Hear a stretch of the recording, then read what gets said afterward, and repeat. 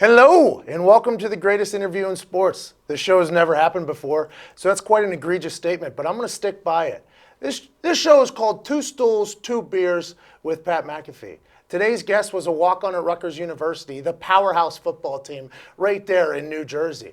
This guy was an undrafted free agent. What did he do? He went on to play 9 years in the NFL, 707 tackles, 12 interceptions, 1 Super Bowl ring, and last night, Deion Sanders questioned his integrity.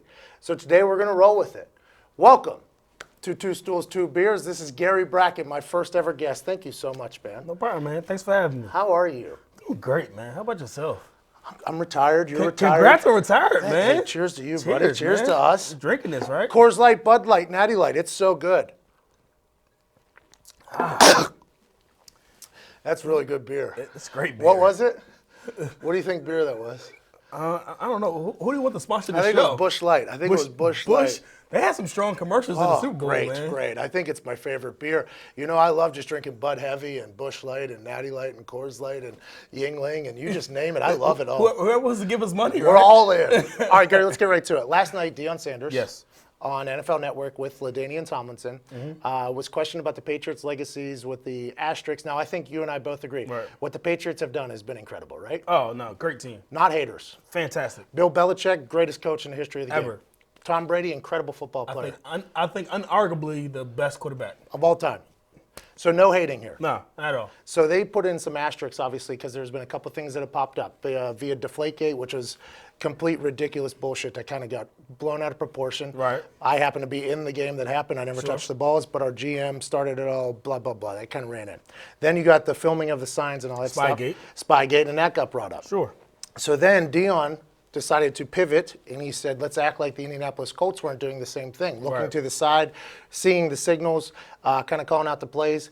That is a direct shot at you as the middle linebacker, right? You're the guy that has to kind of see everything going on. Right. So with that being said, Tony Dungy came out this morning, said people have been reading signals since the beginning of time, and baseball, football, it's just a part of the game. What is your view on it? Yeah, I think it's exactly that. I mean, everyone saw signals, right? And if you were dumb enough to use the same signal week in and week out, we were going to take it and use it to our advantage.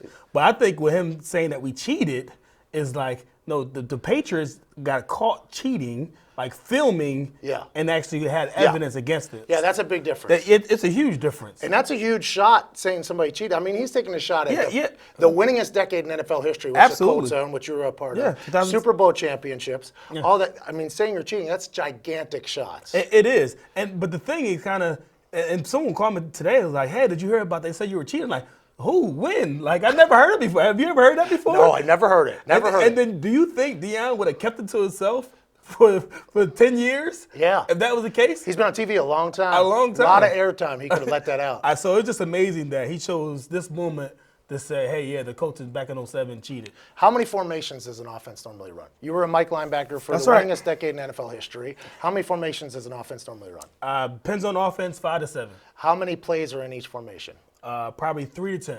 So you got 15 to 50 plays, basically, out of each formation. That's it. You're a person that was known for studying film. You're built like my uncle, if my uncle was black. You're a 6 foot tall, 230-pound man. 5'10". You're very generous, but you're 5'10". 5'10". Your Wikipedia's lying to you. You got a big dick, I know that. Let's keep it moving. But hand size small, not the greatest 40. So for you, the brain was everything. That's it. So studying film. Play from the neck up. Did you have a feeling of what plays were coming whenever you were out Absolutely. there? As soon as the formation was, you knew what was coming. I can narrow it down. But then you can even go farther and look at the offensive linemen in their stance and see if it was going to be running pass. And then you look at the formation to determine if it's going to be run left or run right. And then you would just adjust my alignment to whatever I thought the play would be. You're the guy calling the shots on the defense, right? So the thing got called into your headphones, blah, blah, blah, you made the call. Was there ever a point you got the call, broke out the huddle, looked over, saw a different signal being signaled into the quarterback, or the quarterback giving a different signal to the wide receivers and adjusted? Absolutely. That's gamesmanship, right? Yeah, that's it. And that is not cheating at all. No question. I think that's you taking advantage of being a smart football player and studying tendencies. And if you're dumb enough to make Racket lazier, your call for your screen. Right, left. Right, left. What else? What else are some other very known ones? Like Army. Army was like run, right? Army was run, I think, what was it? It wasn't Air Force, but something else was pass, right? So it was like, depending on what you call, if it holds true, then I'm going to honor it. What the fuck does Omaha mean? Off. Means off. That means first play's off. Yes. Going to the second play. That's right. A lot of teams use East Coast, West Coast things Yeah, too, right? that's East it. Coast cities to the right, West Coast cities to the left. Our Tampa and Bucks, right? Tampa's run left, Buccaneers is run right. Because we read left to right in America. Exactly. Because in China, They read the other way? you played in China, did you not? Japan. We didn't read there. They weren't very welcome. You can't read good. There. You can't read good? I read very well. How many years in the league? 9. Well, how many A lot years- of hits to the head. How many years does it take until you start to understand an offense, like as a defense? It depends, man. You know what? It's not like a lot of smart football players that really That is not surprising. But for That- future that- reference, that that is something choose- that the world knows. to understand and watch film and study and break it down. I think a lot of players watch film, but they don't really know what they're watching. So in order to study film and actually break down what you're watching, I spend hours upon hours every week breaking down the game. You had to, though. Oh, absolutely. Who was the toughest quarterback to play against? I hate to say it, but shit, it's Tom Brady. Why? You know what? We have to finish these beers before the end of it, so get your shit. Get going.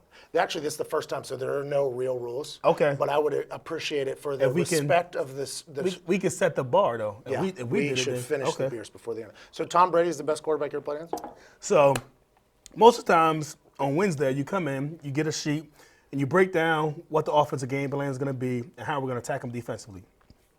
And you'll go over tendencies, and these 5 formations, they run these X plays, right? Yep. And typically it's 80%. You get a big ass First and book. 10, third and short, you get this. Exactly, Yep, right? got it. So you get into a Patriots game, and out of that formation, all year they've been 90%, they run this play, and they run an opposite play. Is that why the Patriots fuck so many people up? It is because you can't truly prepare for them because you can throw the tendency out the window. How about this worst quarterback you ever played? Who was easy you could just figure out? It was a lot of them.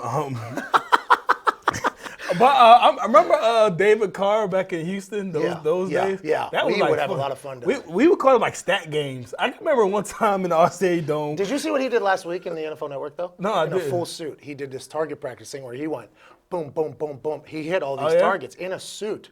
And everybody watching it was just like, But there were no defensive players running after him. It's, Yeah, you're it's right. totally game changer. you're 100% right. Like a lot of people could probably punt the football, but doing it in the I game. don't think a lot of people can. You can? No. Can you? I can. I was a punter in high school. I was a punter. I was a kickoff. I was a return man. Freak athlete. So you're saying there's a I lot averaged 20 yards, but you know. That's not bad. That's more than 0. I had a 13-yard punt in a game, so let's not talk about it.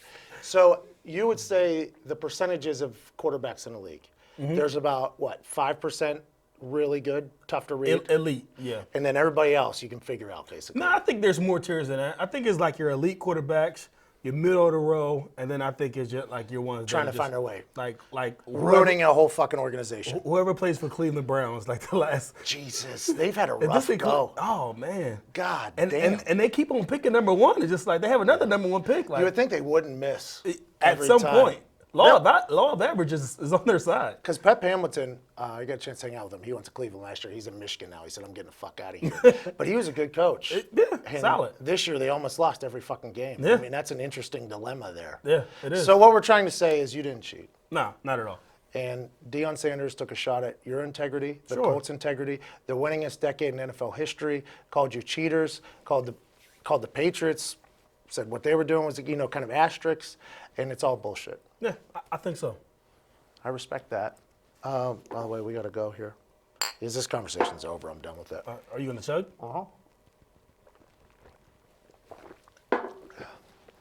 How many pass completions do you have in your career, Gary? Wow. 0. How many rushes do you have in your career? You know what? We were in a fake 1. Did you really run the ball? I did. We were in a fake punt once. How'd you do? I got the first down, 3 yards. Okay, cuzzo. Good for you, man. I was on the 4th down army, baby. That's where I started at, man. Gary was an undrafted free agent, and then he got on the practice squad, and everybody fucking hated him. And the way he got into the NFL is because he was so smart. He looks like my dad or my uncle if I was to be a black man, but above the shoulders, you're talking about a high football IQ. So if you want to say he's a cheater and question his integrity, you can go fuck yourself. Thank you so much for watching Two Stools, Two Beers with Pat McAfee. Gary, you're the man, brother. Appreciate you, man. Go stop at one of his restaurants. The guy sells the shit out of a lot of food here in Indianapolis. Stack pickle, baby. They didn't pay shit for that. See you later. Thank you so much. Thank you, man. Appreciate you, brother. No problem.